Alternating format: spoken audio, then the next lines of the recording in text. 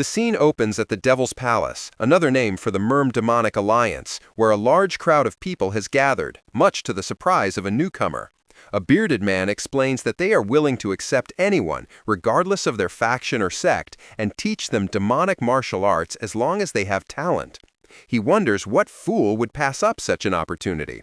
His companion laments that he is too old, or he would have applied himself. The bearded man's attention is drawn to a strange sight in the crowd, and he wonders if someone has died. But his companion scoffs at his conclusion, reminding him that the Devil's Palace's competition of the 10 has not yet begun. The bearded man again asks who the young man is, who looks like an undertaker. All eyes turn to the young man walking through the crowd. This young man, named Bo Ansol, is thinking of his grandfather, and that this is just the beginning. Ansol recalls his grandfather, who gave him this name after finding him abandoned in a field of snow. Ansol continues to reminisce, remembering how he learned the profession of burying the dead from his grandfather, who was also an undertaker. He remembers telling his grandfather that the body belonged to an expert in a sword-fighting style that was extremely fast, explaining that what made him think so was his observation of the high fitness of his left leg muscles, especially the front part of his calf, which is a characteristic feature of practitioners of this type of sword-fighting style. The grandfather smiles, impressed by his grandson's keen observation, and praises him, saying that he is a gifted undertaker from heaven. Ansol remembers how difficult his life was and how people hated him because of his profession. But he was happy to be with his grandfather, who was his support in all the hardships he went through until that fateful day. One night, the grandfather noticed someone outside and sighed, saying that good people never seek you out, and those who do are never good. While Ansol was sleeping, his grandfather woke him up and suggested they play a game of who can pretend to be dead best. Then he promised him that he would buy him the clothes and the sword he had always wanted if he played well this time, and his face lit up with joy. His grandfather asked him to try to hold on until sunrise, which surprised him. After that, the grandfather left the house carrying his sword. Outside, a mysterious man was waiting for Ansol's grandfather, and the man addressed the grandfather, saying that he had hidden well like a rat. Then he revealed the grandfather's true identity, calling him by the name Boan, the seven-branched demonic blade. The grandfather admitted that he had not heard that name in a long time. The mysterious man berated him for abandoning his position as deputy master of the palace to live a miserable life in a menial job like burying the dead. The grandfather corrected the mysterious man's misconception, explaining that he had not taken up this profession to live a miserable life, but to atone for his sins. Then he offered him his life, asking him to kill him elsewhere so that the innocent would not be harmed. And the mysterious man laughed mockingly. The mysterious man agrees to the grandfather's request to move to another location and warns him not to try to escape.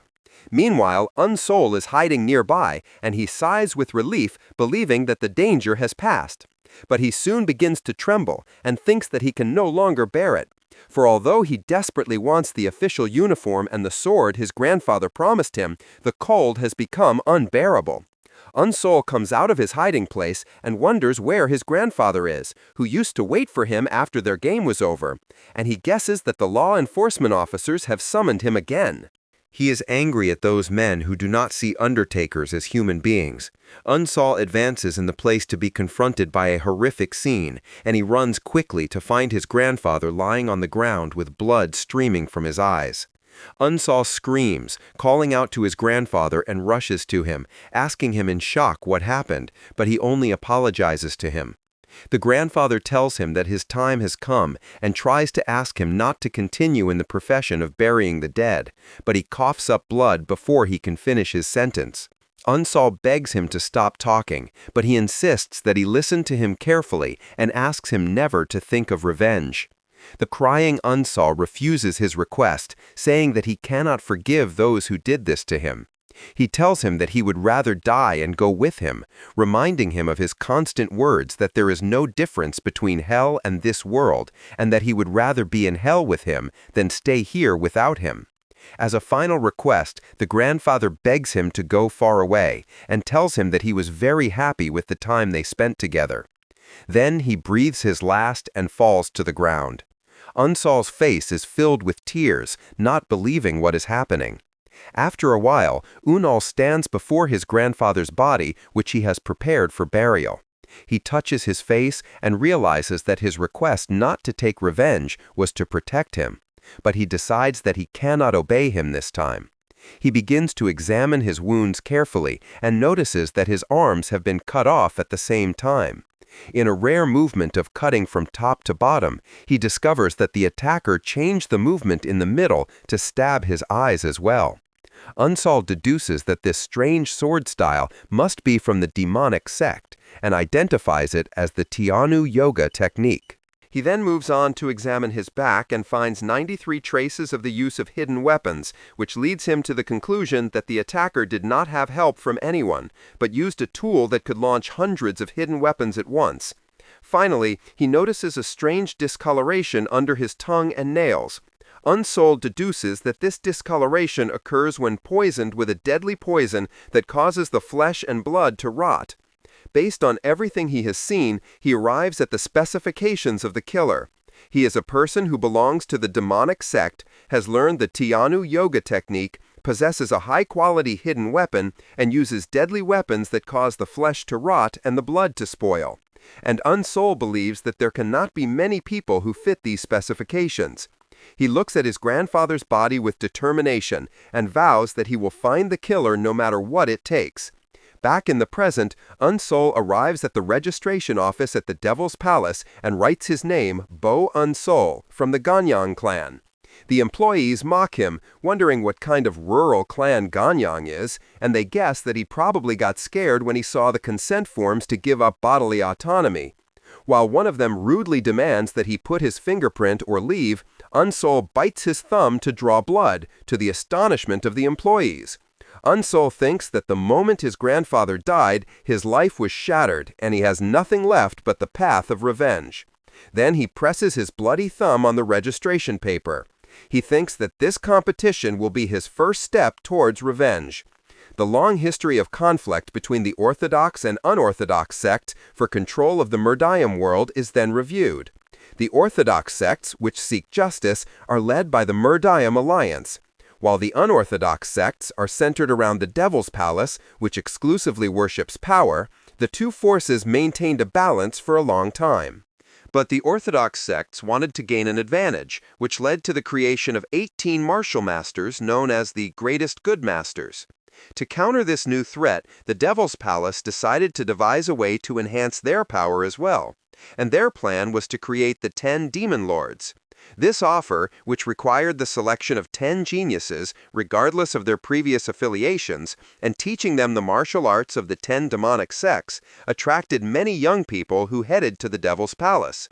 Unsol stands among the crowd and feels a powerful aura emanating from a considerable number of those present. He thinks that it is likely that among them is someone connected to his grandfather's killer. As the killer is a martial arts master beyond his ability to judge, Unsol realizes that to take revenge on such a figure, he must become a martial arts master himself. And since he has no affiliation or martial arts at the moment, becoming one of the 10 Demon Lords is his only way to become stronger quickly. Suddenly, the applicants look at someone in amazement as a majestic man with thick white hair and red eyes appears and announces in a loud voice that his name is the head instructor Hu Ruyong, and the attendees recognize him as the Bloody Gold Dagger.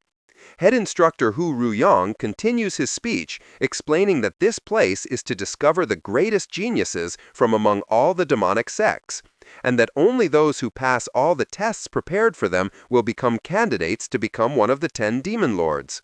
He then announces the first test in which the Devil's Palace fighters will examine the physical fitness of the participants.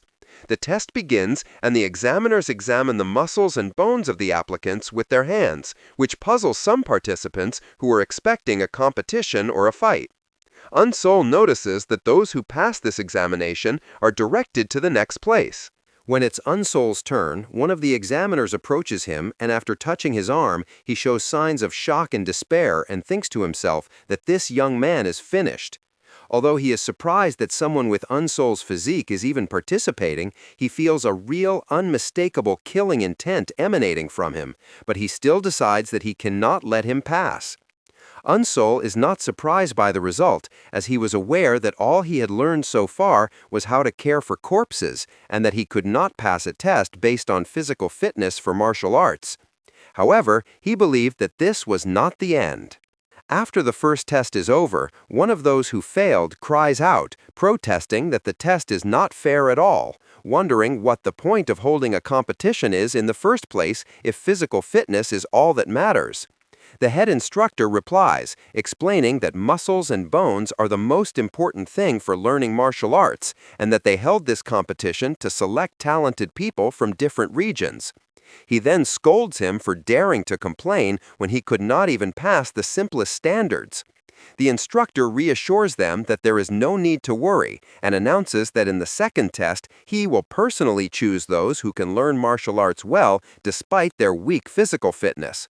He announces the start of the second test immediately, and the head instructor orders all who failed the first test to fight each other until only one person is left alive. Everyone is shocked, wondering how this can be the test, and they are ordered to kill each other when they are all on the same side. But one of the contestants smiles, thinking that this situation is good for him if someone has to be killed. He turns his gaze towards Unsol and a red-haired young man and raises his huge sword, determined to start with him, and attacks him, shouting for him to die. In a flash, blood splatters. The attacker, whose name is Wee-Wan Chung, has managed to hit his target. He skillfully kills the red-haired young man, which shocks and terrifies the rest of the participants. Unsol observes the situation and tries to analyze it, noticing that the killer barely avoided the ribs and hit the heart directly, and concludes that although his build is weak, his reflexes and agility are sharp. Wee-Wan stands, boasting of his deed, and challenges anyone else who wants to meet the same fate to step forward and face him. From a distance, one of the officials comments that Wee-Wan Chun is acting decisively but lacks common sense, and the head instructor agrees, saying that this place is full of worthless fools. An examiner watches the situation, thinking that in battles like this, showing strength makes you a target, but he believes that what happened will motivate others to move. Indeed, terror and chaos prevail among the contestants, and they begin to attack each other randomly, screaming in panic. The head instructor notes that the young men are not used to death. The fight between the trainees intensifies as each of them kills the other mercilessly. The head instructor adds that their senses are easily paralyzed when they face their potential end. But he and his assistant soon see that this is not the case for everyone as it seems, that not all of the attendees are fools. For Unsol and another fighter have maintained their composure and sobriety amidst the massacre. Unsol observes what is happening around him and thinks that these are fools because they have allowed the fear of death to control them. Unsol analyzes the situation rationally and realizes that the head instructor's order was to survive until one person remained, which means that the goal is to survive, not to kill. He is confident that he can ensure his survival if he thinks rationally and acts coolly, and he vows that he will live no matter what it takes. Suddenly, one of the fighters approaches him, thinking that he looks pathetic and must have been hiding all this time. Unsol notices the traces of thin, elaborate swords on the bodies around him, and concludes that they are the work of a slender sword. The fighter decides that he will kill him himself. He attacks him using a strange weapon, but Unsol dodges it gracefully and hits the box he was carrying. The attacker mocks him, asking what use the box on his back is and whether he is a traveling salesman. Unsol ignores him and picks up some cloth from the ground, and for a moment remembers his grandfather and the Christmas card he gave him, and his red eyes shine with anger and determination. The attacker sees him holding strange tools and asks him sarcastically what he can do with such a flimsy sword. Before he can complete his attack, the other calm fighter pounces on him and kills him with a single sword strike. This fighter tells Unsol that he doesn't need to thank him, and that having a pathetic person like him around distracts opponents and makes things easier for him. He then adds that although he has keen insight, it seems that he has never learned martial arts and that he can kill someone like him at any time. From a distance, the head instructor observes the situation, and his attention is drawn to the young man's sword, and he recognizes it as the Sword of Annihilation, the legendary sword of the Black Soul, who was known as the strongest wandering swordsman. His assistant explains that this young man's name is Nyang Wang Gong, and it is said that he found the secret manual and the Sword of the Black Soul in a secluded valley. He adds that since he only trained from the manual, his techniques lack refinement and his movements leave many openings. The discussion between the instructors continues, with the assistant mentioning that at present, young Wang Gang is the only disciple of the Black Soul, and that despite his lack of physical strength, he is a strong candidate to be one of the 10 demon lords and may even be the winner of this test.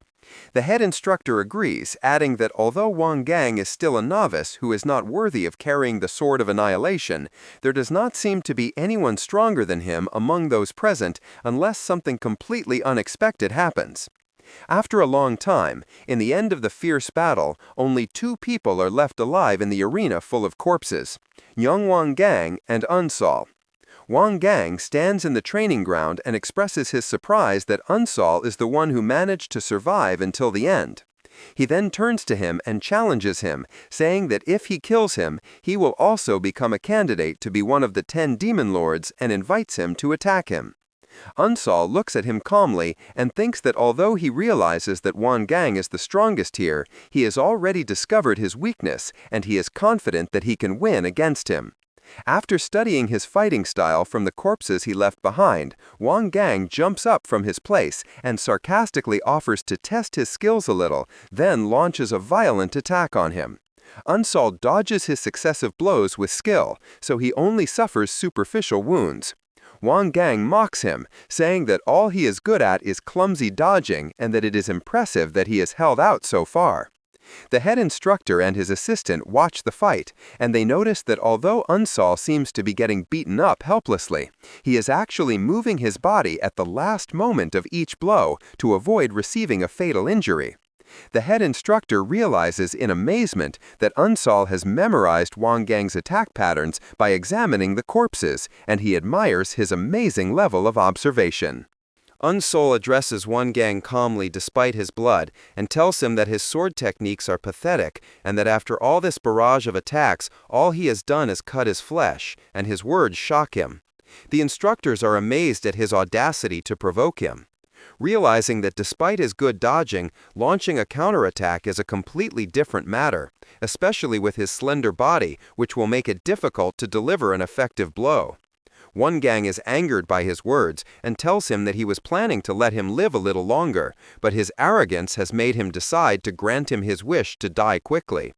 He shouts that he will grant his wish and prepares to deliver a finishing blow. Unsol sees the attack coming and realizes that his chance will come only once. He remembers what he discovered while examining the corpses, which is that his finishing blow always targets the opponent's vital points, specifically the heart and head. He had deduced that when he fights with the intention to kill, his sword inevitably goes towards the upper part of the opponent's body. Accordingly, when Wang Gang rushes towards him, aiming for his head, Unsol quickly ducks and dodges the blow and directs his counterattack towards his neck, exploiting the weakness he had discovered. In the midst of the fight, Unsol recalls his knowledge of the Tanu vital point, a weak point that is difficult to strengthen even for martial arts masters. And he remembers that if a child hits it with all his strength, an adult can lose consciousness instantly. Unsol uses this knowledge and delivers his decisive blow and directs his small sword towards Wang Gang's neck. Wang Gang stands with blood dripping from him, then falls to the ground, and thus Unsol is the victor of the duel. The exhausted and blood-stained Unsol wondering if it's over. The instructors watch the scene in shock, and the assistant comments that what happened was a completely unexpected variable. While the head instructor expresses his disappointment as he had high expectations for the Black Soul's sword art, he then announces in a loud voice that Bo Unsol has passed the second test. As soon as he hears the news, Unsol falls into one of his memories and loses consciousness and enters a dream in which he sees his grandfather calling him. He runs towards him happily, telling him where he is. But when he reaches him, the grandfather tells him that he cannot see him. The dream suddenly turns into a nightmare where he sees his grandfather's disfigured face, confirming that he cannot see his form at all, and he wakes up terrified. Unsol wakes up to find himself in a strange place, surrounded by young fighters of different ages. Unsol ships and realizes that he has fainted from losing too much blood. He notices that his severe injuries have been treated and he no longer feels any pain. So he guesses that a famous doctor befitting the status of the Devil's Palace has treated him. He looks around to see the rest of the survivors and notices that they have strong physiques, and he recognizes some of the faces. So he concludes that they are the ones who passed the first test. He feels their looks of disdain, but he sees that this is to be expected.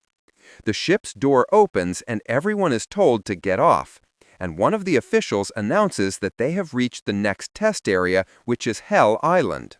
The candidates follow the official to the ominous-looking island, and there he points to a group of caves and tells them that they will sleep in them. He orders them to put their previous clothes and weapons aside and to wear the new clothes and swords that have been prepared for them, and adds that they are free to choose the cave that suits them. One of the survivors says that he found a cave and found it suitable and comfortable, contrary to his expectations. Meanwhile, a fight breaks out between two candidates over the right to one of the caves, but others intervene to break up the dispute.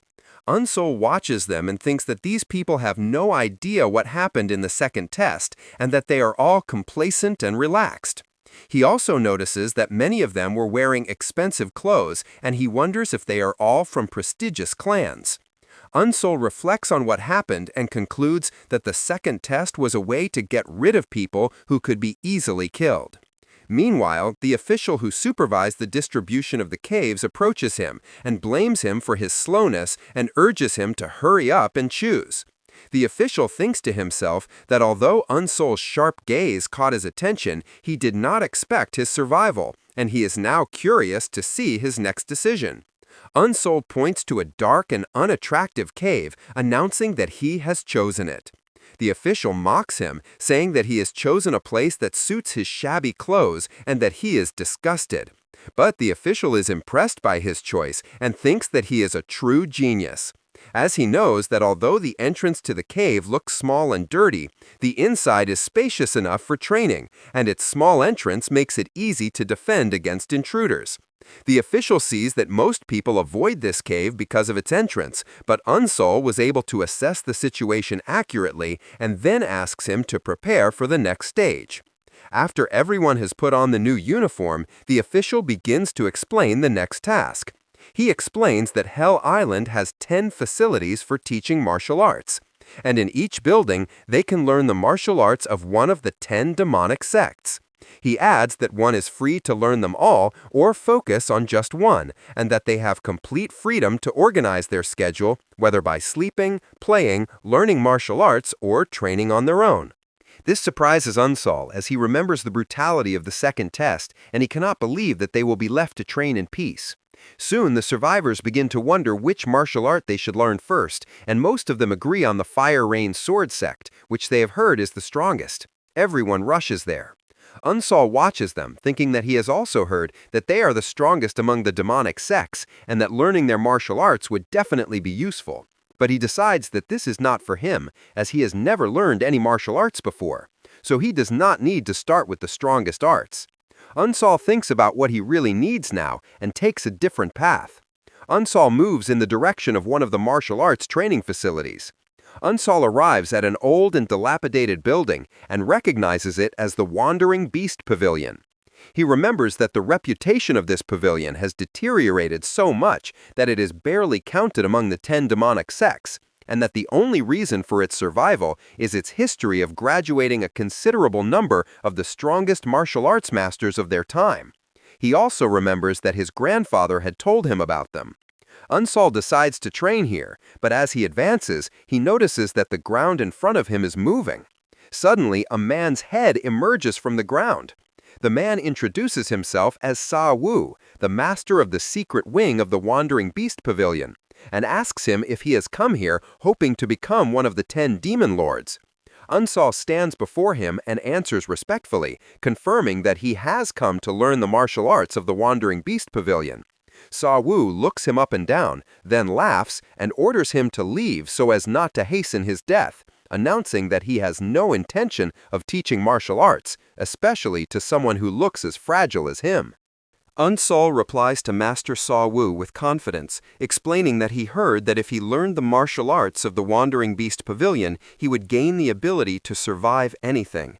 Sa Wu scoffs at his words, expressing his surprise that he knows about martial arts that are on the verge of extinction. He then warns him that even the greatest geniuses find it difficult to learn their martial arts because they begin by modifying the body, and with his current physical condition, he would die within a day. He then orders him to leave since he has understood. Instead of leaving, Unsol bows down completely and places his forehead on the ground. Su asks him in surprise what he is doing, and Unsol recounts that since he has agreed to teach him, he can only offer his respect to his new master. Su calls him a stubborn fool, but he finally gives in and agrees to teach him. Sa Wu comes out of the ground and assures him not to misunderstand, as he is only teaching him because the Devil's Palace has ordered him to. He then introduces himself again as the master of the Wandering Beast Pavilion, Sa Wu, and asks him to call him Master Sa from now on. Unsol tries to introduce himself, but he interrupts him, saying that he is just trainee number 1. Sa Wu begins the training immediately, and Unsol suddenly finds himself in complete darkness and realizes that he cannot see anything. Sa Wu tells him that he has temporarily sealed his sight using the secret techniques of the Wandering Night Pavilion. He explains that this is a necessary step to learn the Wandering Beast Path, a basic technique that sharpens all the senses and gives its owner beast-like reflexes. He adds that their martial arts are different from others because they change dramatically depending on the person who learns them. And for this reason, mastering the basic technique is very difficult, which has led to a dwindling number of people trying to master it until the pavilion reached its current dilapidated state. But he assures him that if he can master it, he will gain the senses of a wandering beast. Then adds with a sarcastic smile that most people die before reaching this point. Sa Wu tells him that he should get used to the darkness within about an hour, and that he will return to him then. Unsol finds himself alone in the dark and notices that his other senses have not become sharper as he expected. He realizes that an hour is a very long time, and that he must adapt as quickly as possible. He thinks that countless fighters are competing to become one of the 10 demon lords, and that if he is attacked in this state, he will be completely helpless. At that moment, an attacker descends from above in silence, but Unsol dodges him with an instinctive movement and falls to the ground. Unsol realizes at that moment that with his sight gone, his balance is now the most important thing. During the night, Sa Wu returns to Unsol and thinks sarcastically that that young man must be completely lost now. Master Sa Wu returns after an hour and observes Unsol's training and finds his method unique. He thinks that most trainees wait patiently for their other senses to return to work after losing their sight. But in contrast, Unsol moves violently, imagining a phantom enemy to train against. Unsol was moving with complete smoothness in the dark, and Sa Wu concludes that this is the reason for his rapid adaptation to the new situation. He notices that Unsol has gotten used to the dark and then challenges him to try to dodge his sword. After 3 days of continuous and intense training in the rain, Unsol was still training with Sa Wu. Sa Wu surprises him with a quick move and strikes Unsol in the stomach with the hilt of his sword, which he was unable to dodge. Sa Wu contemplates the situation and thinks that 3 days have passed and that it is time for Unsol to start questioning his training style, but he accepts it without any questions. He stops attacking and asks him why he is not curious about how to avoid attacks or the theory behind the training. Unsol replies that he remembers him saying that the essence of the Wandering Night Pavilion's arts is to reach enlightenment on your own, so he assumed that there was a reason for what he was doing. Su is surprised by his answer and admits that he is right, then tells him enthusiastically to continue training.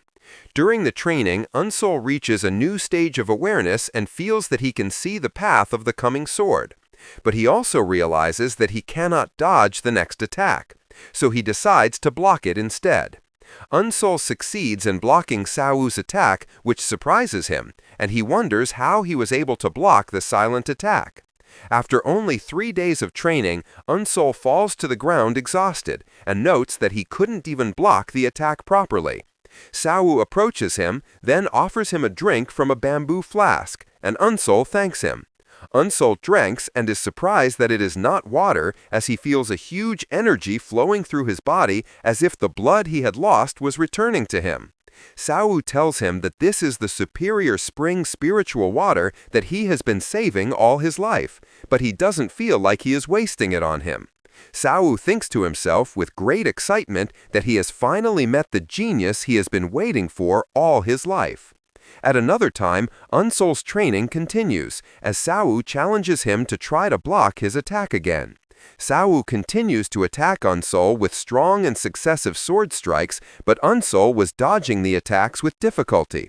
Suddenly, Sau appeared behind Unsol, expressing his dissatisfaction with Unsol's defensive performance. And suddenly Sau stops attacking, which leaves Unsol panting and wondering why he stopped. Then Sau bursts into loud laughter, announcing that he has finally found what he has been looking for all this time. At that moment, the seal on Unsol's eyes breaks and he regains his sight. Su addresses Unsol by his full name and invites him to forget about becoming one of the 10 demon lords and to become instead an official disciple in his pavilion. He promises him that if he does so, he will make him one of the 10 strongest martial arts masters in the demonic sect within 10 years. Unsol thinks about the offer and realizes that Sau is probably not lying about his promise. But he remembers that his grandfather's killer is highly skilled, and he comes to the conclusion that he cannot be satisfied with learning only the martial arts of the Wandering Beast Pavilion. Accordingly, Unsol announces his decisive decision that he will become a demon lord. Sau mocks his ambition and tells him to forget about it if his goal is to learn the arts of all 10 demonic sects, explaining that this is impossible even for someone as talented as the greatest heavenly demon emperor. He explains to him that each martial art suits a specific body structure and type of energy, and that no matter how talented a person is, he cannot learn more than 2 or 3 types of martial arts, and that focusing on one martial art is the fastest way to become the strongest. Unsol apologizes for his insistence, and Sau wonders if there is a way to change Unsol's mind. In the end, Sau gives in and agrees to teach him a different martial art. Unsol is surprised by this, explaining that he has only learned the basics of the Wandering Beast Pavilion. Then, Sau surprises Unsol with a quick and decisive attack, but Unsol manages to block the attack on his own. Su reveals to him that his pavilion's martial arts are not only transmitted through steps or theories, and that Unsol has actually been practicing the wild beast path of his pavilion all this time. Unsol then realizes that all the sword strikes that Sau directed at him were not just training, but were the true forms of the wild beast path. Unsol thanks his master, but Sau refuses his thanks, insisting that he was carrying out the orders of the Devil's Palace. Unsol insists on his gratitude, reminding him of the elixir he gave him, and promises that he will never forget his kindness. Sau tells him to forget about it, explaining that this is the nature of the martial arts world of the Yunhu, where forgetting favors and grudges is always the best option. Then, after a moment of silence, Unsol will leave. Sau watches Unsol from a distance as he leaves and wonders to himself in amazement where such a talented person came from, and thinks that a bloody storm will soon sweep through Hell Island. Unsol thinks about his ability to sense that from learning the Wandering Beast path, which made his senses extremely sharp. But he sees that this constant awareness is very tiring even when he is doing nothing, and he feels that he will not be able to rest properly if the situation continues like this. So he decides that he must learn to control his senses and suppress them as much as possible. Unsol begins to focus, trying to control his senses as if he were stopping a drop of water. And after a few moments, he opens his eyes, feeling that this amount of control is enough for now. Unsol pulls out a map and looks at it, and thinks that the Devil's Palace will not keep the trainees on Hell Island just to train them indefinitely. He concludes that the time available to them is about to run out. And if that is the case, then he has no other choice. Unsol decides to head to the strongest sect among the 10 demonic sects, which is the Fire Rain Sword sect, founded by the Fire Rain Sword Emperor Jukhua, who was a rival of the greatest heavenly demon emperor 700 years ago. Upon arriving at the Fire Rain Sword sect, Unsol finds that their martial arts hall looks like a majestic palace compared to the modest Wandering Beast Pavilion. When he approaches the door, a man opens it and wonders who the visitor is at such a time. Unsol realizes that he is a martial arts instructor in this sect, and he bows respectfully, announcing that he has come to learn their martial arts. The instructor asks him to follow him and explains to him that their sword arts are the most extensive of all the demonic arts, but they are also the most time-consuming. He adds that those who arrived half a month ago have already completed the elementary test and moved on to the intermediate test, and then asks him why he was so late. Unsol that he was learning martial arts at the Wandering Beast Pavilion for the past half a month. The instructor is surprised and asks him if he means that he learned the Wandering Beast path, and Unsol confirms it. The instructor thinks to himself that he knows this boy is a genius, but it is impossible that he has mastered the Wandering Beast path in just half a month. He concludes that what most likely happened is that Sawu got annoyed with him and dismissed him quickly, and he sees that there is nothing to be done about it. After that, he introduces himself, saying that his name is Jin Gak, and he is in charge of the beginner's test, and he asks him to call him teacher. Jin Gak asks Unsol if he really intends to learn the Fire Rain sword art, suggesting that it might be better for him to go to another test. Unsol thanks him for his concern, but he insists on learning the arts of the Fire Rain sword sect. Jack agrees to his request and then shows him a large scroll, explaining that it is the introductory form and the practical method of the 13 forms of Fire Rain, and he asks him to study it and practice on his own. Unsol looks confused and wonders what he is supposed to do with it. Jin Gak turns around in disapproval and asks him if he means that he cannot read a sword manual, and Unsol admits that he cannot, explaining that he has never learned swordsmanship before coming here. Jin Gak freezes in his tracks in a state of shock, then asks Unsol again to make sure if it is true that he has not learned swordsmanship his entire life. He thinks to himself that his records do indeed indicate that he has only used Fire Rain so far, and that even in the second test he was not using a specific sword style. But he still finds it hard to believe that he cannot even perform the most basic fundamentals, which are the sword steps. On the other hand, he remembers his amazing observation skills and quick reflexes during the second test, as well as the insight he showed when choosing his cave. Jin Gak realizes that if he has reached this level while still being a complete blank slate, then if he is taught properly, his potential will be immense.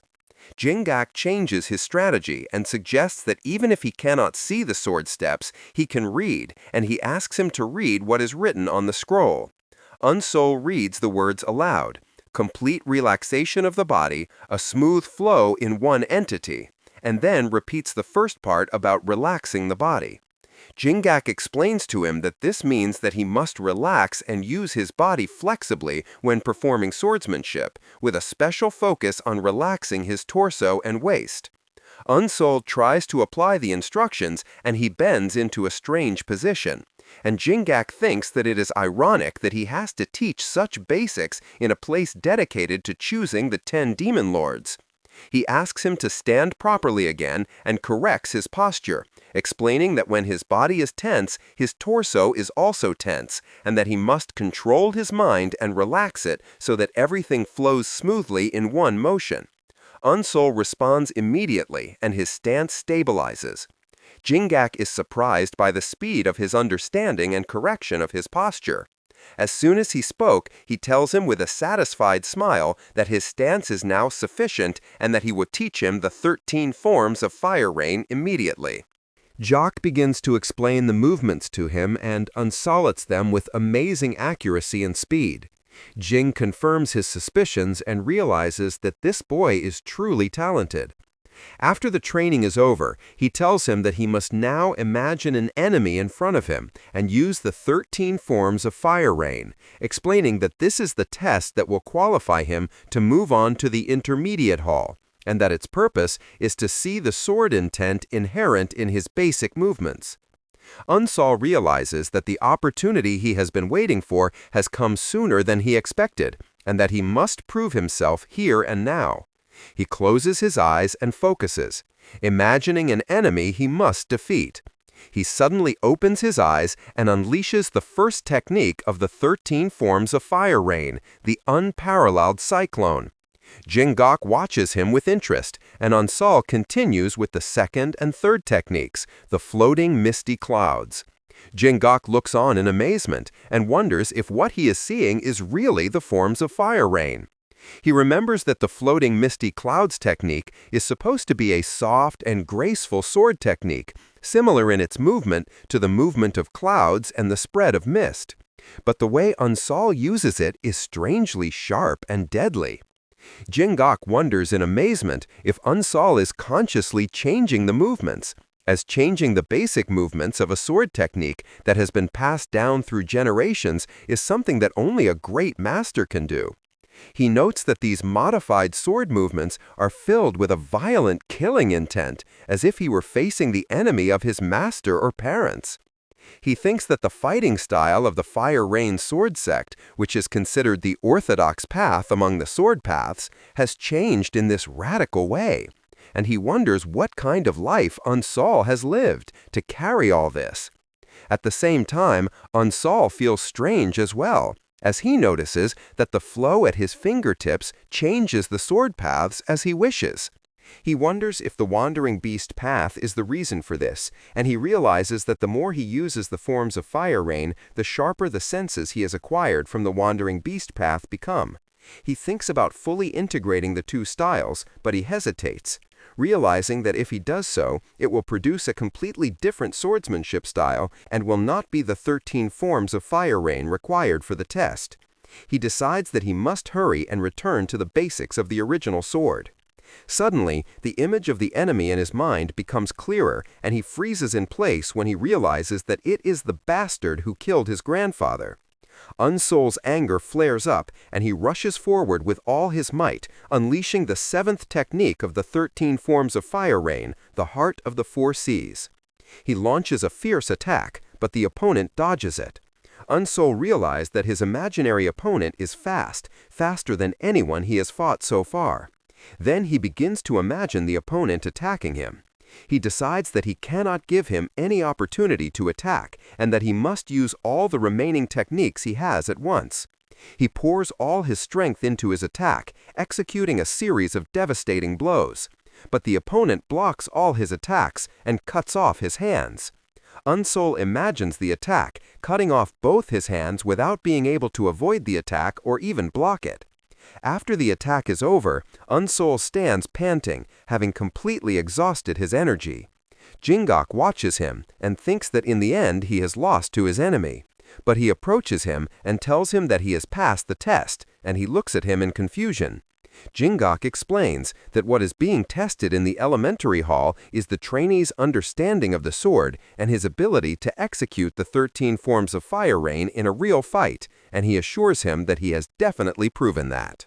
He returns his sword to him and tells him that his performance of the forms of fire rain was amazing, and he invites him to go to the intermediate hall.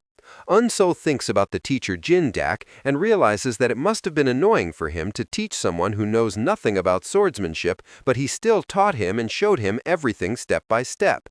Unsol thanks instructor Jingak for all the time he spent with him, and he smiles and encourages him to continue working even harder in the future. He then adds a warning, telling him that his sword carries a particularly strong killing intent and advises him to be careful not to be controlled by this intent. Unsol bows respectfully and leaves. And here Jingak fully realizes that he was telling the truth and that he had indeed learned the Wandering Beast path in just 2 weeks. He thinks that perhaps because of his incredibly fast learning speed, he has moved on to the intermediate hall much faster than he expected. He admits to himself that at first he was not sure if he would be able to reach the intermediate hall, but now he is absolutely certain of it. As Unsol opens the doors to the next hall, Jingak thinks about the instructor of the intermediate hall, Chun Wangang, and expects that although Wangang might reject Unsol at first, he will eventually become obsessed with him. Unsol enters the intermediate hall, and instructor Wangang notices him and addresses him, saying that it seems he has just passed the beginner's hall. He then mocks him, adding that if he took more than 20 days to understand 30 forms of Hua Wo, then he is wasting his time here. Unsol explains that he was late because he spent the first 15 days in the Nya Pavilion. Wangang deduces from his words that he is claiming that his time in the beginner's hall was not actually slow, and thinks to himself with contempt that he must be one of those who fled while trying to master the difficult beast path. Wangang orders him to sit down, expressing his doubt in his ability to keep up with the others. Wangang begins the lesson, explaining that the thunderous fire rain sword consists of fast movements and that those who are not skilled with the sword will end up hurting themselves. He adds that this martial art is difficult to use in a real fight, just like the 13 forms of fire rain. Yet it is just a basic martial art that they must learn at this stage. He emphasizes that their primary focus will not be on winning, but on honing their swordsmanship. After that, he asks one of the trainees named Bio Hansang to step forward and choose an opponent for a duel. Hansang asks if he is free to choose anyone, and the instructor confirms it. So Hansang points directly at Unsol. Wangang tried to object, but Hansang reminds him that he said he could choose anyone. Wangang gets angry and calls Hansang a fool, wondering how he expects to test his sword against someone who has just finished the elementary hall training, and orders him to choose someone else. Unsol intervenes, saying that he doesn't mind and will face him. He explains that he learned to use the sword from instructor Jin Gak and believes that he will learn faster if he tests his sword against others. Wangang thinks that Unsol is just trying to protect his pride with his limited skills. But he publicly agrees, saying that knowing one's own abilities is a necessary skill, and he hopes that Unsol is skilled enough to reach the advanced hall. Hansang sees this as a golden opportunity to stand out among the geniuses. If he kills this newcomer, he will be able to establish his position. The two opponents stand facing each other, and Hansang tells Unsol that he has courage, but he needs more than that to survive in the Merm world. Then he orders Wangang to start the duel. The duel begins with a fierce attack from Hansang, but Unsol dodges it with skill. Hansang continues his attack, and their swords clash powerfully. Through this clash, Han Xiang feels the weakness of Unsol's resistance, and he realizes with a sarcastic smile that he is indeed a complete novice. Han Xiang laughs out loud, mocking his foolish opponent, then announces that he will show him the real thunderous fire rain sword. Han Xiang launches a series of fast attacks, but he is surprised that Unsol dodges all his blows with ease.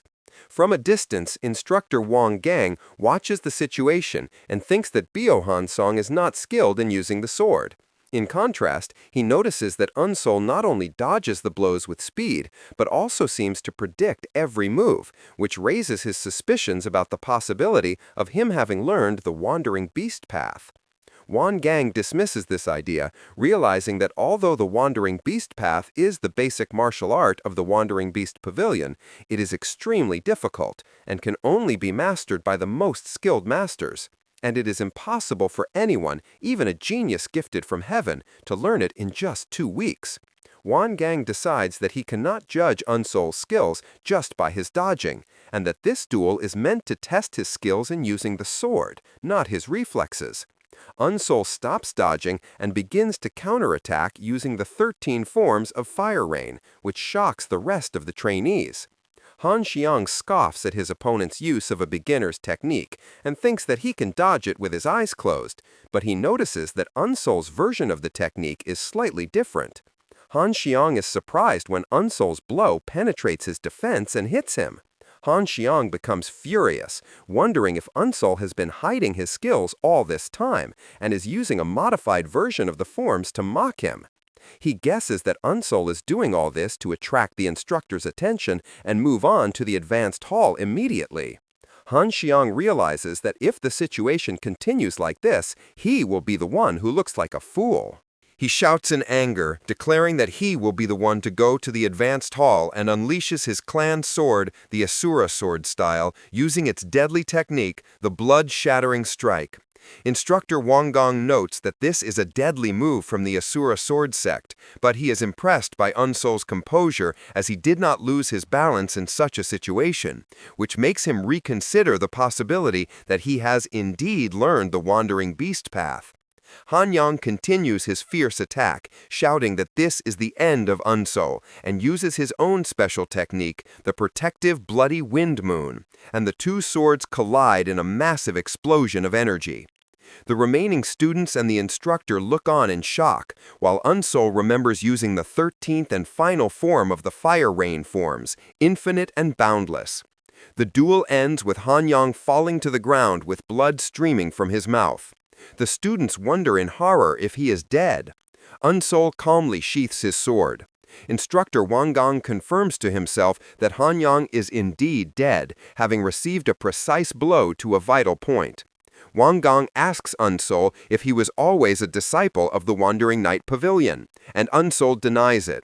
The instructor asks again, wondering if he is claiming to have fully mastered the Wandering Beast path in just 2 weeks, and Unsol replies that he only learned the basics. Wang Gong scoffs at his answer, sarcastically, asking if the Wandering Night Pavilion also teaches its disciples to lie these days. Unsol starts to speak, but the instructor interrupts him, saying that he doesn't need excuses, and orders him to clean up the body immediately. The students whisper among themselves, expressing their shock at a murder occurring during a training duel and wondering why the perpetrator is not being punished. One gang shouts at them to be quiet and reminds them that this is Hell Island, not a regular training hall, and that anyone who uses a deadly technique must be prepared to die themselves. Then he announces the resumption of the test. Several other duels take place, and after they are over, one gang gathers the students who lost and tells them that they have failed the test and must leave immediately to find another martial arts hall. One of them protests, saying that it was just one match, and they ask for another chance, but one gang firmly refuses. He explains to them that they may have passed the initial tests because of their physical fitness, but learning the fire rain sword requires talent and potential, as well as shedding blood, sweat, and tears to overcome one's own limits. He tells them that they have failed because they lack these qualities, and then orders them to leave. The failed students leave, and only Unsol remains in the hall. One gang asks him why he hasn't left, and Unsol asks if he should leave as well. The instructor explains that he won the duel and passed the test, and therefore should move on to the advanced test. Unsol replies that if he has to advance to a higher level, he would rather stay here. One gang asks him the reason for his decision, and Unsol explains that the only sword technique he has learned is the 13 forms of fire rain, and that he has not learned anything yet in the intermediate hall. One gang thinks that Unsol has learned the Wandering Beast path and exposed the technique of the Asura sword sect, and yet he claims to have learned nothing. One gang agrees to teach him the thunderous fire rain sword, which is considered a continuation of the 13 forms of fire rain. But he warns him in a harsh tone, saying that he hates small tricks aimed at attracting attention, and that if he sees him using any sword technique other than the forms of fire rain, he will cut off his head immediately. One gang smiles to himself, now realizing how Unol was able to master the Wandering Beast path in just 2 weeks. Unsol begins his training immediately, practicing the piercing lightning technique from the thunderous fire rain sword. After a short while, one gang stops him, saying that it seems he has already grasped the principles of the technique, and Unol looks at him in confusion. After 4 days, Unsol has mastered the training. Instructor Wang Gang thinks about the past 4 days he spent training Unsol. He had tested him in every possible way and confirmed that he was completely lacking in the fundamentals of sword techniques. He was indeed someone who had just begun to learn swordsmanship. However, Wang Gang was very impressed by Unsol's persistence and focus. He trained as if his life would end if he didn't learn martial arts. One gang explains to Unsol that the thunderous fire rain sword is a technique that relies on rapidly twisting the body to sequence movements, adding that all of its movements involve waving the sword around the body, making them impractical in a real fight. Despite this, one gang notices that Unsol tries to use every technique practically, as if he were trying to kill someone. Unsol asks if that isn't the purpose of sword techniques. The instructor replies that demonic martial arts require killing intent. But to reach a higher level of mastery, the fire rain sword abandons the killing aspect. One gang warns Unsol that if he cannot get rid of the killing intent in his mind, he will end up creating a martial art that harms himself. Unsol realizes that the instructor is saying the same thing that instructor Jin Gok told him. One gang admits that in the past, and even now, he too has lived with killing intent in his heart and has killed all who stood in his way. But because of that, he lost his honor and pride, and his martial prowess deteriorated. One gang advises Unsol that techniques aimed at killing may seem like a path to a higher level, but they are actually an obstacle on the endless path of swordsmanship, and he must abandon his killing intent. Unsol remembers his grandfather's words that those who use the sword often have a past full of despair and tragedy, which is why the people of Mortem hate to talk about their past. Unsol asks why he is telling him all this, and one gang replies that he has already told him because he too has lived with murder in his heart. One gang asks for Unsol's name, and he replies Bo Unsol. One gang realizes that he is the young man Jingok mentioned who survived the second test and tells him that he has a big problem. He explains that this problem is his lack of martial arts fundamentals. He explains that his rivals have been learning martial arts since they were young, and that if he wants to start learning the fire rain sword properly in the advanced hall, the gap between him and them will only widen. Therefore, he needs to quickly master the basic martial arts to build a solid foundation. Unsol bows, thanking him, and thinks to himself that he is willing to give up even his soul for this opportunity. Upon arriving at the advanced hall, Unsol feels a completely different aura and senses a different kind of ferocity in the trainees. He notices that no one looks at him with contempt anymore, and realizes that the reason for this is his killing of Byohan Xiang. He thinks about the irony between his previous profession of cleaning corpses, which was despised, and killing people with a sword, which is praised. An old instructor welcomes him, saying that he has heard about him and invites him to sit down because the lesson is about to begin.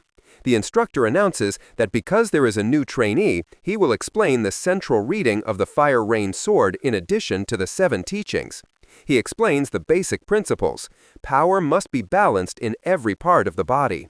Focus on taking a balanced posture. Pull the chest in and push the back out, and do not concentrate all energy into a single blow. Unsol understands these principles and realizes that he would not have grasped them without learning the advanced martial arts in the intermediate hall. The instructor finishes the oral lesson for the day and asks Unsol to follow him. Unsol follows the instructor to a quiet garden. The instructor holds a leafy branch and explains to Unsol that there is a level at which one who does not hold a sword can defeat one who does, explaining that a person at this level no longer needs a physical sword to form sword arts. Suddenly, the instructor attacks Unsol with the branch. The instructor stops abruptly and asks Unsol a hypothetical question. If he were suddenly attacked like this and did not have a sword, how would he respond using sword martial arts? He adds that while Unsol was in the intermediate hall, the trainees here learned the shining mysticism, the first form of the fire rain sword, and they are now discussing its theoretical side. He then warns him that if he does not understand his question, he will not teach him and asks him to answer carefully. Unsol thinks about the question. If there were no sword in his hand, and then answers that he would use his opponent's sword. Unsol rushes forward trying to snatch the branch from the instructor's hand, but the instructor calls his choice hasty. Unsol is surprised to find that the instructor has appeared behind him in an instant. Unsol tries to catch up with the instructor, but he dodges all his attempts with ease. Unsol feels frustrated at not being able to even track his movements and realizes that he must impress him here to be able to stay in the advanced hall. He decides to use the wandering beast path to its full potential, to read the flow and direction of the instructor's movement. Unsol focuses all his senses and launches another attack, but the instructor uses his energy to throw Unsol before he can grab the branch, knocking Unsol to the ground. The instructor catches Unsol before he can get up and laughs loudly, announcing that he has passed the test. Unsol asks in confusion how he passed when he couldn't even touch him. The instructor tells him that he will start learning the shining mysticism starting tomorrow and asks him to come early in the morning before the others, and Unsol agrees. After Unsol leaves, the instructor looks at the branch in his hand and thinks to himself that a cub remains a wolf in the end. He smiles and says that he has high expectations for him. Later, after that day's lesson is over, Unsol decides to take a walk around Hell Island. He thinks about what happened in the second test and how a fight could break out at any moment here. Suddenly, he senses the presence of several people nearby. He starts counting them and finds 5 people coming out from among the trees. Their leader addresses him, saying that his actions have been strange since he arrived from the intermedia hall, and that they are going to teach him a lesson. Another adds that since Unsol was the one who started killing first, he shouldn't blame them for what is about to happen. The leader boasts that the 5 of them are geniuses among geniuses and are known as the 5 peak swords, and advises him to prepare well. Unsol thinks to himself that there is another person. The leader of the 5 peak swords shouts at Unsol, but suddenly the leader falls down dead in front of his shocked comrades. At that moment, a red-haired young man named Seo Jinha appears and addresses Unsol, saying that they need to talk. The remaining members of the 5 peak swords are surprised by Jinha's appearance and ask him why he is here. Jinha orders them to leave, saying that he has no business with losers like them. They are angered by his words but decide to withdraw, vowing to return later for revenge. Unsol thinks that this young man is strong, while Jinha calls them cowards. Jinha turns to Unsol and asks him directly which side he is on. Earlier in the advanced training hall, the instructor tells his students that they have all learned the first technique of the Fire Rain sword, but true mastery only comes when each of them makes the technique their own. He announces that it is time to see the fiery raindrops they have created. The instructor asks Unsol to start and try his technique. Unsol steps forward and demonstrates his own version of the technique, giving a powerful display of fast and deadly sword movements. The instructor comments that Unsol's technique is very solid and precise, and that he has filled it with killing intent. He allows him to return to his place and then calls on Seo Jinha. Jinha steps forward, and instead of performing the first technique of the Fire Rain sword, he demonstrates a completely different technique, which seems to be specifically designed to counter and defeat Unsol's technique. Unsol realizes that this was a warning directed at him. Back to their confrontation, he wonders again about the meaning of Jinha's question about which side he is on. Jinha shouts at Unsol, demanding that he not play dumb. Jinha notices from Unsol's facial expressions and tone of voice that he is not actually lying, and that he does not understand what is going on around him. Jinha realizes that the person he is looking for is not Unsol. He feels disappointed because he was hoping for some fun and orders Unsol to stop acting annoyingly from now on. He then threatens him that if he continues to get on his nerves, he will kill him too. Then he leaves. Unsol deduces that Jinha must be a spy and that there is a lot more going on beneath the surface than he had expected. He thinks that he knows that not everyone here is aiming to become one of the 10 demon lords. He realizes that although the opportunity to learn the arts of the 10 demonic sects is amazing, the process of participating in the competition was terribly executed. He comes to the conclusion that this amazing opportunity is, at the same time, Unsol completes his thought. Realizing that this opportunity is at the same time a trap to catch something, he wonders if there is a spy among them, but decides not to care about it. Whether it's a spy or a demonic martial artist, he is ultimately an opponent he must fight. As the sun sets, he thinks that it will soon begin. Nearby, a mouse is caught in a trap. In the training hall, the instructor announces that that day marks the end of the training. He acknowledges that he is sure many were bored while learning the laws, but he explains that even the most skilled masters who have fought countless battles set aside time to study the laws and principles of martial arts. He adds that knowing a martial art does not mean being able to perform it, and being able to perform it does not mean truly understanding it.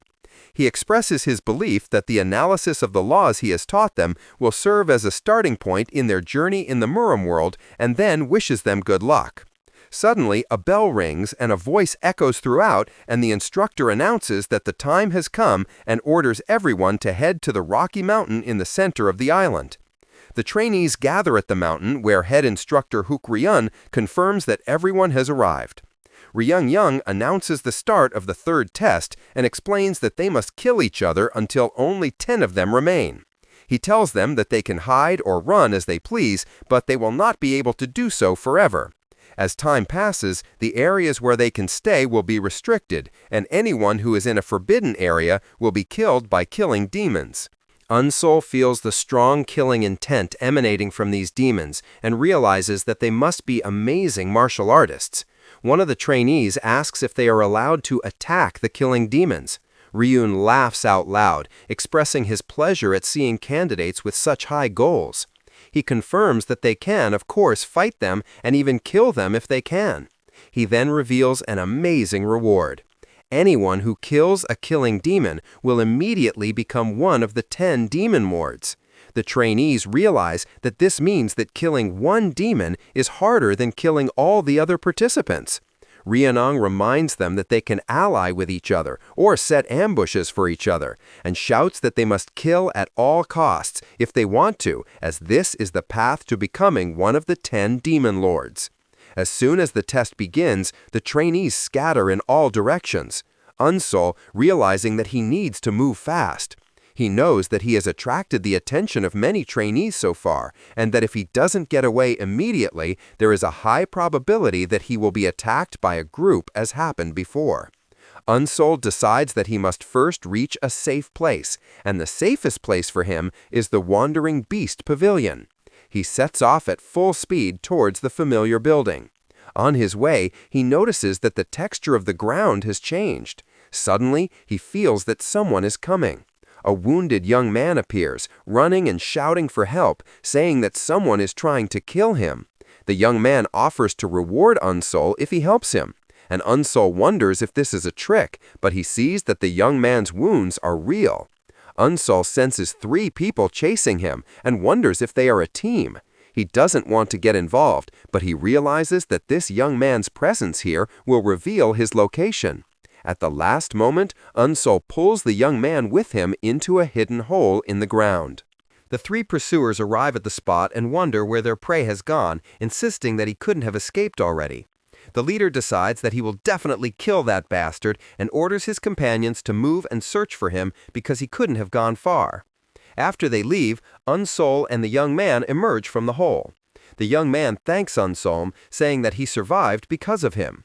Unsol thinks that this hole was not just for hiding and that Master Saw must have prepared it especially for him. Unsol remembers that when he was in the hole, he felt the senses of his wandering beast path expanding more than usual. He was able to sense the sound of them pushing the ground with their feet and the sound of them using their swords all through the vibrations. He could perceive everything as if he were seeing it with his own eyes. Unsol realizes that this is the wandering beast path that uses vibrations, and this is what Master Saw wanted to teach him. He then turns to the young man. The young man introduces himself as Gum Cho-young from the Blood Sect and asks for his name. Unsol ignores him and starts to walk away, and Cho-young follows him, calling for him to wait. Cho-young explains that he fled into the forest as soon as the third test began, but they followed him relentlessly. He asks Unsol if he can join him, reasoning that he feels he is a trustworthy person because he helped him hide. Without waiting for a response, he takes Unsol's silence as consent and sets off with him happily. Suddenly, the sounds of a fierce battle erupt from a distance. Unsol tells his companion that there is a battle going on there and that they should find another way. Cho-young is amazed at Unsol's ability to feel the vibrations and asks him to teach him how to do it. Nearby, a lone fighter faces more than one opponent and vows to avenge his comrades even if he has to sell his soul. The word revenge echoes in Unsol's mind as he feels a familiar kind of hatred in that fighter. Kryong asks him what's wrong, and Unsol announces a change of plans and that they will join that battle, which shocks Kryong. As Unsol advances towards the battle, he parries a surprise blow that was aimed at him. The assassin is surprised and wonders how Unsol was able to stop the forbidden ultimate concealment technique and asks him if he is also a professional assassin. But with a quick move, Unsol skillfully kills the assassin. Unsol remembers how he easily dealt with one of the assassins and thinks that the concealment technique they use would have been very annoying if he hadn't learned the wandering beast path. Meanwhile, Kryong screams in terror at the sight of blood. Unsol thinks that if he helps this fighter get rid of the assassins, he might tell him about the feeling of achieving revenge. The assassins decide to end it quickly, and one of them tells the fighter that he will kill him quickly out of respect for being the last one alive. But before he delivers his blow, Unsol intervenes and blocks it. The assassins are shocked, wondering where this person came from and if there are more of their enemies. They decide that they will kill Unsol as well. A fierce fight breaks out, and Unsol of them. As Unsol and the avenging fighter fight side by side against the assassins and they finish them off one by one, blood splatters everywhere, and the avenging fighter delivers the final blow to the last assassin. He laughs madly, covered in blood, and whispers that he has finally gotten his revenge. Then he falls to the ground. Kryong asks Unsol if it's over now. At that moment, Kryong approaches Unsol and tells him that he is skilled but should not let his guard down. He then suddenly attacks him with a hidden dagger. Unsol easily blocks the attack, and Kryong is stunned and wonders how he was able to stop him. Unsol tells Kryong that this is all his fault. Because of him, he was unable to ask his question to the other fighter. Kryong asks in terror when he found out about him. Unsol replies that he knew from the beginning and explains that when they were hiding underground, he realized that Kryong was hiding a set of weapons under his clothes. He adds that it was easy to notice because of the stiff way he was moving his spine. Unsol reveals that the reason he kept him with him despite everything was that he was curious to see what he would do. He thought that observing the way a person tries to deceive others would be useful to him in the future. Cry refuses to believe it, insisting that his acting was perfect. In a desperate move, he throws all his remaining hidden weapons towards Unsol. Unsol easily dodges Kryong's attack. Cry thinks to himself that he felt something strange while he was chasing him and wonders if Unsol can predict his movements. Unsol skillfully dodges all the hidden weapons thrown at him and then hits Kryong. Unsol that there is no use for the best hidden weapons if they are discovered. Cry rushes towards Unsol in a final desperate attempt, but Unsol quickly ends the fight and finishes off Kryong covered in blood. Unsol thinks that the fight was not easy and that it would have been dangerous if he had not known in advance about the hidden weapons. He watches the life leave Kryong's body and notices on his face the same obsession with life that he has seen in every person who dies. Unsol walks away from the scene and passes by the bodies of the assassins and the fighter who was seeking revenge. He stops at the latter's body, noticing that he is different. This man died with a smile on his face. Unsol wonders about the feeling of successfully achieving revenge and whether he too will be able to smile like that when he gets his revenge. Unsol takes the dead assassin's swords and continues on his way. From a distance, one of the killing demons watches Unsol and wonders if Unsol is the one who did that. Another demon says that Unsol killed the professional assassins using only the basic techniques of the Fire Rain sword sect. He acknowledges that he is definitely talented, but adds that there are many as talented as him here and that if he doesn't improve, he won't be able to survive on Hell Island. The next day, Unsol finds himself being chased by a group of trainees. One of them was using a metal whip, attacking from a distance. Unsol managed to dodge one of the attacks, but the weapon's trajectory changes in midair and hits him from behind. Unsol realizes that they will not give up and that he will die at this rate if he doesn't find a way out of this predicament. Meanwhile, at the instructor's camp, the head instructor asks someone for an update. The other tells him that there are still 41 trainees alive out of 86. Head instructor Hyuk Ryeonong is surprised that so many have survived even after 3 days. He concludes that those who remain must be skilled and that it is time to truly test their skills. He asks his assistant to give him the map. Elsewhere on the island, one of the trainees is about to kill Unsol after having snatched his sword from his hand. Unsol finds himself on the run again from his pursuers. He thinks that the type of weapons they are using makes fighting in an open area unsuitable for him. So, he comes up with a plan that fits his situation. Meanwhile, head instructor Hyuk Ryeonong looks at the map and decides to restrict the combat zone and orders the killing demons to be unleashed in the Fire Rain Sword Sect area. Unsol heads straight for the Fire Rain Sword building and his pursuers follow him inside. The pursuers wonder if he is hiding inside, and one of them mocks him for being cornered. Their leader thinks that no matter how fast he runs, he won't be able to escape them. Suddenly, Unsol attacks them from behind. The leader calls him a fool, thinking it's a naive trick they won't fall for. Unsol engages in a battle with them, skillfully avoiding their weapon attacks. The leader is stunned and wonders how this bastard can read the paths of their sword techniques. Unsol uses the chaos and narrow corridors to his advantage and fights his pursuers fiercely. One of the pursuers realizes that this crowded place weakens the power of their attacks, and before he can finish his thought, Unsol. The pursuer realizes in his final moments that Unsol had deliberately lured them here. Unsol thinks that his opponents are forced to shorten their attacks in this narrow space, which weakens their power and makes their movements more predictable. In addition, he notices that they are not that skilled. He concludes that he has a chance to defeat them if he fights them one by one. One of the pursuers shouts and attacks, but Unsol dodges him. Another attacks with his whip, but the whip unexpectedly bounces off the wall and hits Unsol, causing him to lose his balance and fall to the ground. One of the pursuers sees an opportunity and shouts at the others to move now and escape from this place.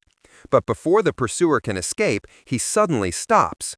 Someone has stopped him, who coldly asks them what they are doing and if they are running away. Unsol watches the scene from a distance. After the fighter has finished off the rest of the pursuers, he turns to Unsol and asks him if he is their leader. The fighter praises Unsol's skill and then asks him if the sword technique he used earlier was the Fire Rain sword. The killer introduces himself as Woo Moon Chong and asks Unsol for his name. In a previous scene, Moon Chong was shouting at his subordinates, asking them if they were running away. One of them hesitantly replies that they didn't think it was a good idea to fight in that place. Moon Chong is angered by their cowardice and kills them all in the blink of an eye. He thinks to himself with contempt that this is why he hates working with losers who haven't even reached the advanced hall. Back in the present, just as Unsol is about to answer, Moon Chong laughs out loud, saying that he doesn't care about the name of someone who is about to die. Moon Chong attacks Unsol fiercely. Unsol tries to block the attack, but the whip wraps around his sword, and then he breaks his sword with ease. Moon Chong mocks him, saying that he heard that the advanced hall of the Fire Rain Sword Sect only taught him one defensive technique. Unsol is surprised and wonders how his opponent knows about the shining mysticism and whether he has an information network that he knows nothing about. Moon Chong attacks him again, scolding him for getting lost in thought in the middle of a fight. The fight between them intensifies, and Unsol realizes that his opponent is destroying everything in his path, and that there is no advantage in fighting someone like him in an enclosed space. Unsol moves away to create some distance between them. Moon Chong expresses his disappointment and tells Unsol that with skills like these, he is no match for him. Moon Chong unleashes an all-out attack with his chain weapon, trapping Unsol in a web from all directions. He sarcastically asks him if this is his last struggle, believing that a defensive technique like the shining mysticism will not save him. But he is stunned when he sees that Unsol is still standing.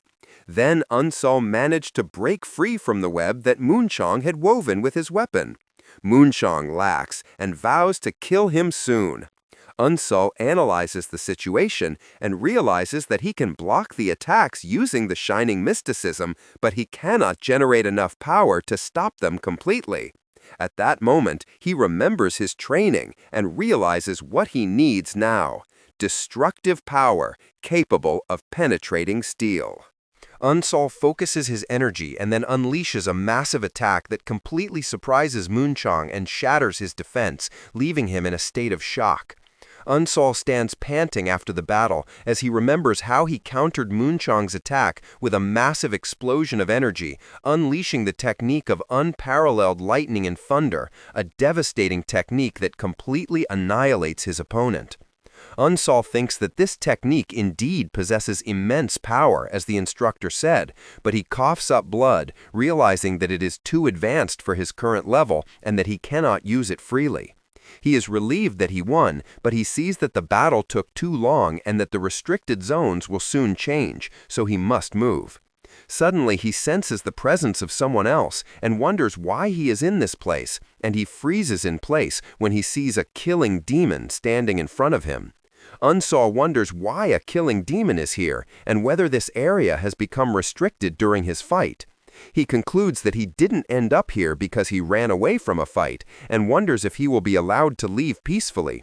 He sees that the demon is not responding, so he assumes that he can leave. As Unsul tries to pass by him, the demon suddenly attacks him with a swift move from behind. Unsul imagines that his neck will be cut if he fails to dodge it.